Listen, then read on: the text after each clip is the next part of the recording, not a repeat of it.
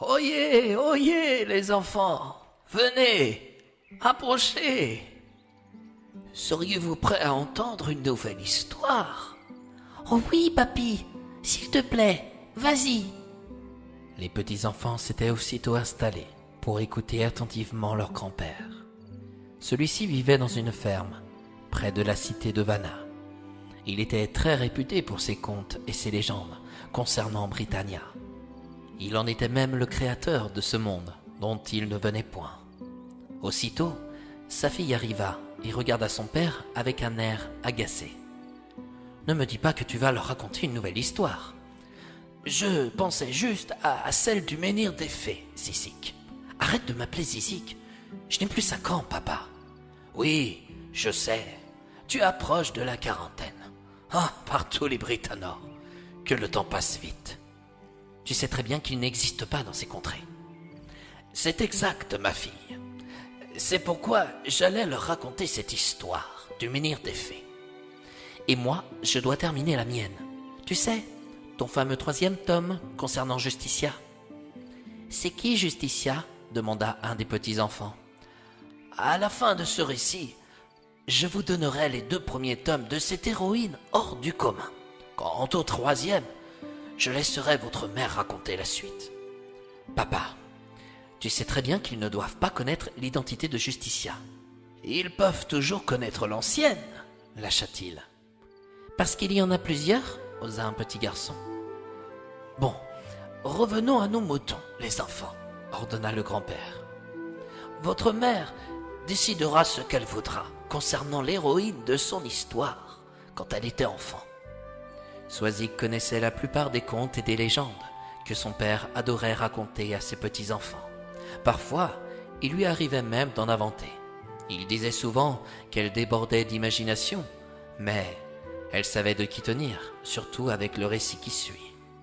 Il y a fort longtemps, près de la cité de Vanna, vivait un pauvre berger. Il était gringalet, petit et bossu par-dessus le marché. Il s'appelait Hubert. À Vanna, on pouvait croiser un 2e bossu. Lui aussi se trouvait petit, gros, mais pas du tout gentil et surtout très riche. Il était maître verrier et s'appelait Homer. Hubert, c'était un bon gars. Il était toujours joyeux. Il n'hésitait pas à aider celui ou celle qui en ressentait le besoin. Il acceptait les plaisanteries concernant sa bosse. D'ailleurs, il était toujours le premier à en parler. Homer était son opposé. Il n'avait point d'amis, car il était trop arrogant parce qu'il se savait riche. À l'instant où des gens riaient autour de lui, il pensait qu'on se moquait de sa bosse. Il était grossier et méprisait tout le monde, surtout Hubert. Un soir, en revenant dans le champ où ses moutons et ses chiens se reposaient, Hubert crut entendre des voix venant du lac d'Is. Cela lui parut étrange, car il connaissait toute la région, de jour comme de nuit. Il savait bien que sur les bords du lac, on pouvait y trouver une énorme pierre qu'on nommait le menhir des fées. Pourtant, ici, personne n'y vit de fées. On savait qu'elle traînait plus au nord de Camorra. Intrigué par ces voix enchanteresses, Hubert s'en approcha. Il distingua, sous un beau clair de lune, une dizaine de femmes très jolies. Elles portaient toutes une robe blanche, dansaient en rond et chantaient en se tenant les mains. Hubert les admira de plaisir et s'approcha de plus en plus d'elles. Mais soudain, un de ses pieds craqua, une branche sèche errant au sol. Aussitôt entourées par les fées, celles-ci l'emmenaient près de leur menhir. Ces fées n'avaient pas l'air méchantes, mais Hubert s'en méfia quand même. Ses craintes redoublèrent lorsque la reine, qui était la plus belle de toutes, se posta devant lui et déclara « Comment oses-tu troubler nos réjouissances?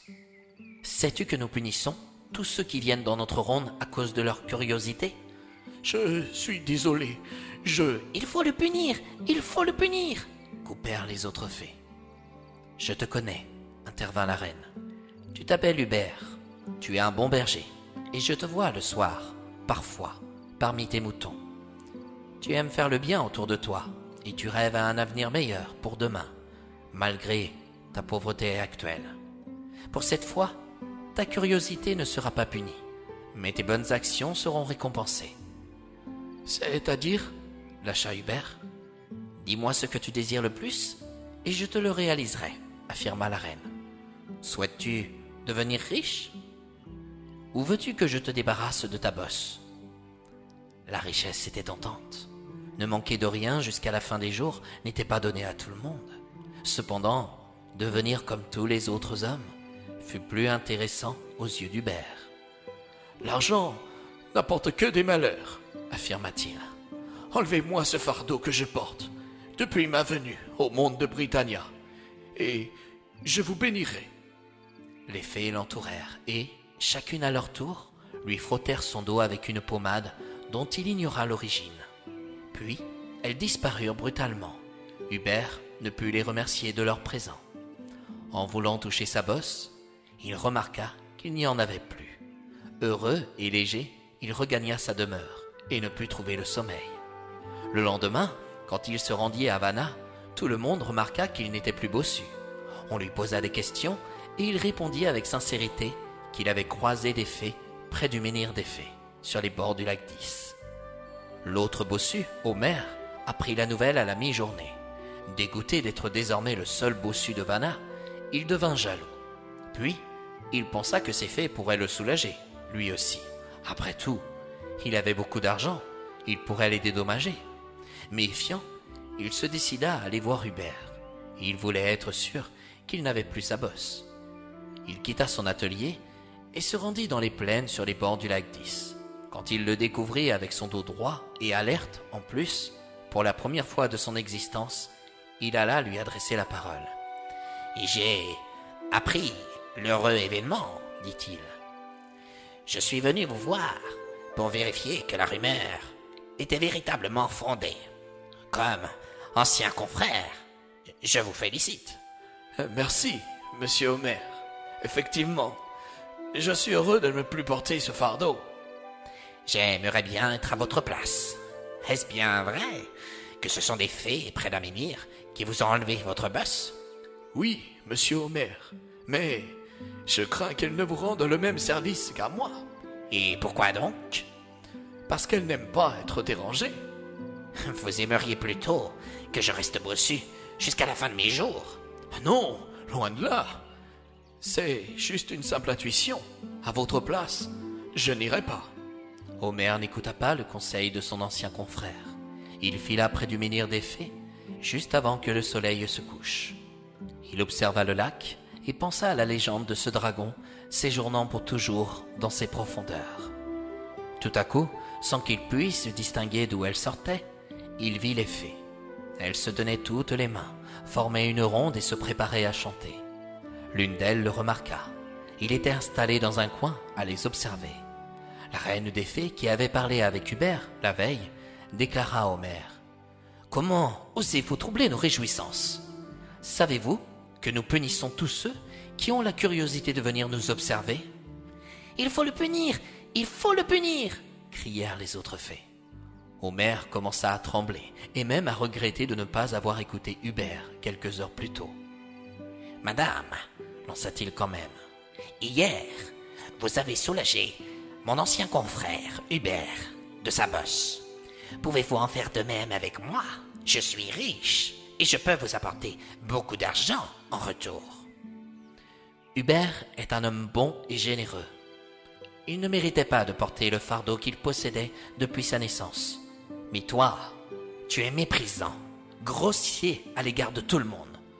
Nous n'avons pas besoin de ton argent. Par conséquent, nous allons te punir. « Il faut lui ajouter la bosse d'Hubert, » proposa l'une des fées. « Oui, oui, oui !» s'exclama le reste du groupe. Homer n'eut pas le temps de réagir. Les fées le bousculèrent en lui frottant le dos. Soudain, il vacilla dans un trou noir.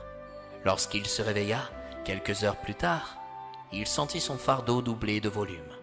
En voulant mettre sa main sur sa bosse, il ne put atteindre son sommet. Il comprit qu'il avait récupéré celle d'Hubert. Depuis ce jour, il s'enferma dans son atelier et n'osa plus sortir de chez lui, tellement il se trouvait honteux et jaloux d'Hubert. Il était furieux contre tout le monde. Il devait désormais porter sa bosse et celle d'un berger, dont il n'avait point demandé. Et c'est ainsi, les enfants, que mon histoire se termine, vous comprendrez qu'il ne sert à rien d'être méchant à l'égard des autres, parce que vous souffrez ou parce que vous êtes riche. Non, il vaut mieux être gentil, à l'écoute de l'autre, généreux, et surtout savoir profiter de ce que la vie vous donne. Pourquoi ? Parce que le bonheur se trouve là, dans ces dernières paroles. Elle est trop belle, ton histoire, papy. Merci, Justin. Désormais, je vais vous laisser retrouver votre maman. Il me semble qu'elle a une histoire à terminer. En effet, dit Swazik. J'ignore comment tu fais avec ta voix. Comment ça ?